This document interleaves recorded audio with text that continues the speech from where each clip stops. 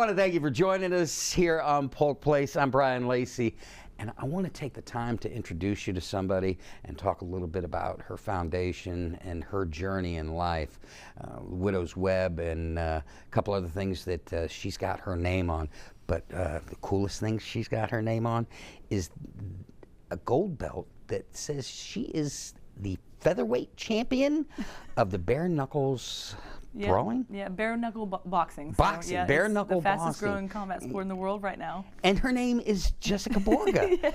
Welcome to the show. Thank you so much for having me. I really appreciate you bringing me out here to get my story and mission out there. So. Well, the cool thing about it is our guys from Visit Central Florida brought you in to talk a little bit about the championship side of it, and you're a Polk County girl. Long sports. But then you briefly touched on the foundations, and I was like, we got to bring her back in for that. So and I appreciate that. Give you the platform for that. But talk to me a little bit about the championship. Talk to me about how did you get involved in that? Honestly, I got started because of domestic violence. So I've been a fighter, even as a world champion. I've been a fighter my entire life. I've fought through my father trying to end my life multiple times. I continued the cycle. But honestly, that's what made me start it, is self-defense. And I just fell in love with it. It became a passion. It became a mission of mine. And even as world champion, now I'm able to give back. I'm a black belt in Brazilian Jiu-Jitsu. I'm able to teach self-defense. I'm an advocate for mental health awareness. I'm there for support for anyone and everyone in the circumstances that I grew up from that made me the savage that I am today.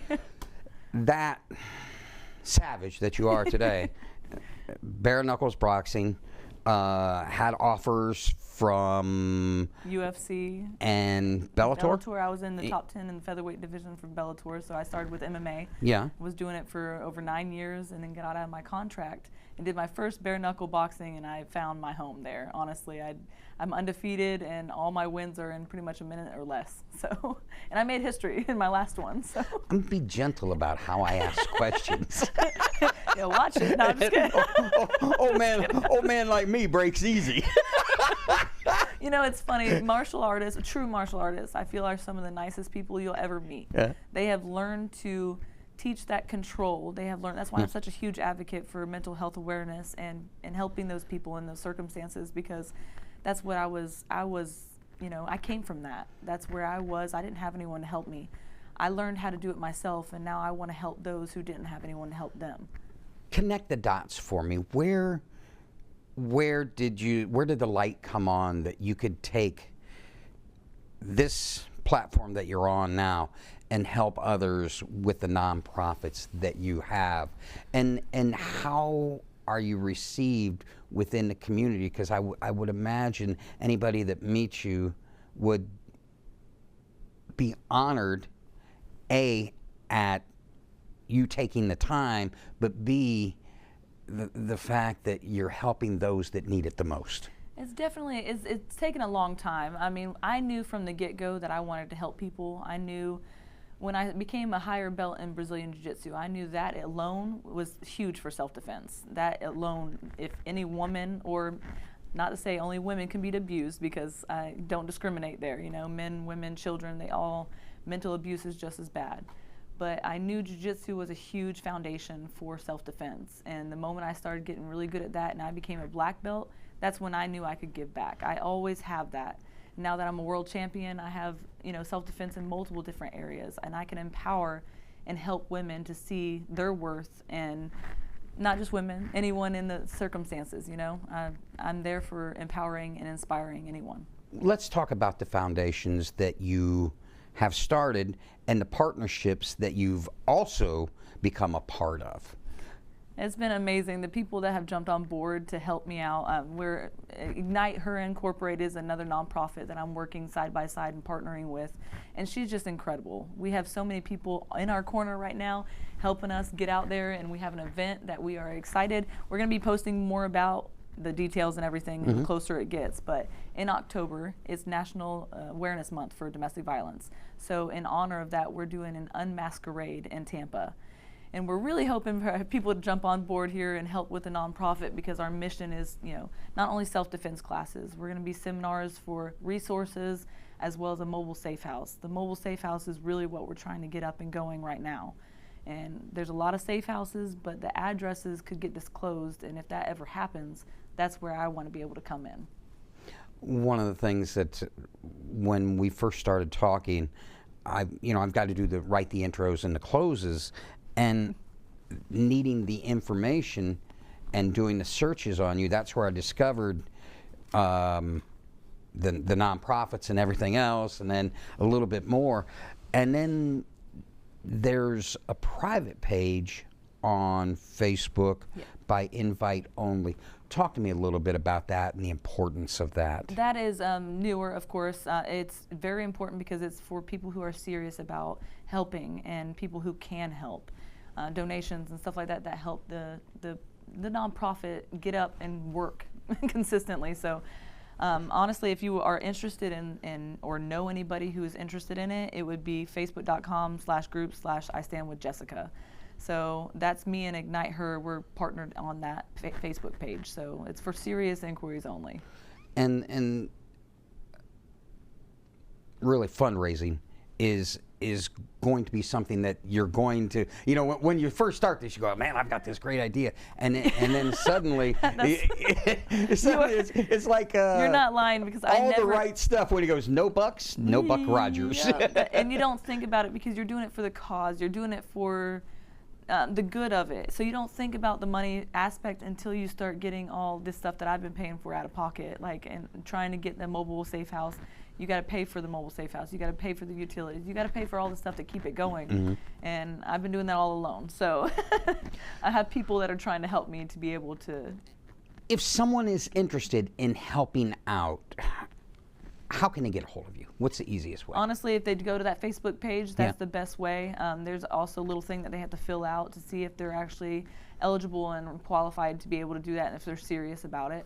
Also, they can just my personal email, blackwidowborga@gmail.com. They can always contact me there, or 863-812-0174 is the business phone.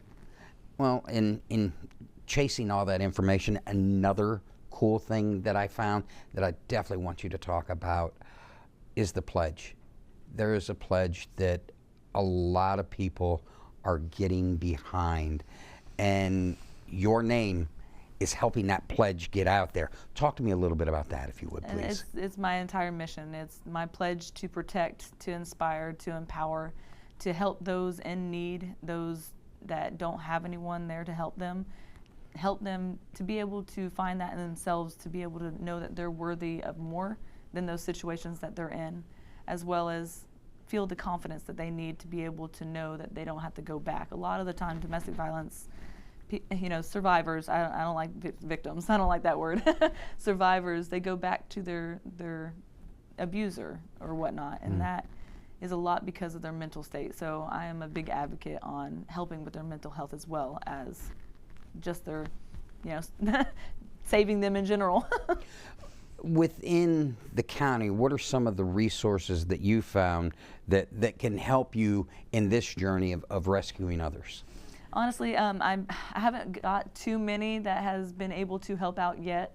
I've had some people from the sheriff's office be able to help out. I do have some resources. I do need more. I am looking for resources all the time. We have some resources in different areas to help out with locations to go to, safe houses. We have, mental health awareness people that help with mental health, but we need a lot more resources. We need a lot more people to help. One thing that you had said about the mobile safe house, explain that to me. What's the concept behind that? Yeah, there's safe houses already in the areas all over the place. Mm-hmm. Of course, their addresses are not supposed to get disclosed, but they very well can be at any given time. So that's where I'll come in. I can get people out of those circumstances immediately.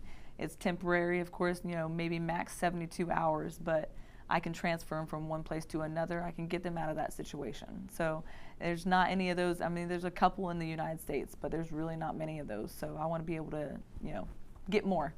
And how did you come upon this being a problem and this being a solution? I honestly thought of it on my own. I thought I was the first one to think of it, but But then I found out that there are not very many, but in the United States there are a few.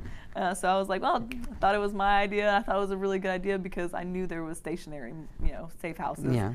But I always knew that because I was in one when I was a kid. My mom and my sisters, we had to go to a safe house. So when that idea popped up, I knew that they weren't able to be moved, and I started connecting the dots on my own, and I was like, you know what, this is going to be a great mission. This is what I want to do. Jessica, we got about a minute left. What I want you to do is reach out to those that could follow you and inspire them to follow you, and reach out to those that can help you reach out and inspire them to get behind you. Yeah, absolutely. I mean, honestly, if anyone out there wants to take part in this mission, we're here to help people. We're here to inspire people. We are here to make a difference, and that's all I want to do. I want to be able to help people in the biggest way possible. If they want to go to my Facebook page, The Widows Web Incorporated, or the group page, which is, like I said, facebook.com/group/I Stand With Jessica. Take the pledge. If you are interested in taking the pledge, we truly appreciate all the support that we can get. So please reach out.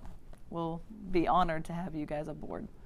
Listen, anytime that I can do anything for you, help you promote a cause, what I'd like you to do is bring in Tiffany with yes. Ignite Her. Yeah, Tiffany is. If you want to send her in to see me when she's it been gets, doing it a lot longer, so yeah. she's been really helping me on this way. and also when you guys have the Unmasquerade Ball, is that what it's called? Yep. Yeah. When that comes about, would love to help you promote that too. That would be but incredible. Come back and see me, would you please? Absolutely. Thank you so much for having me, and thank you for helping me get this out there. All right. Thank you. The Widows Web is a nonprofit organization spreading awareness of domestic violence and how to help those involved inside the Widows Web and how to help those involved. Inside the Widows Web is a growing network of protectors, supporters, and purpose-driven warriors. The Widows Web mission is to protect, empower, and uplift women facing trauma, danger, and fear. Now, if you need more information, check them out on the web at igniteher.org/Widows Web Inc. If you enjoyed that episode of Polk Place, I invite you to like, share, and subscribe to the channel, and even check out the next one.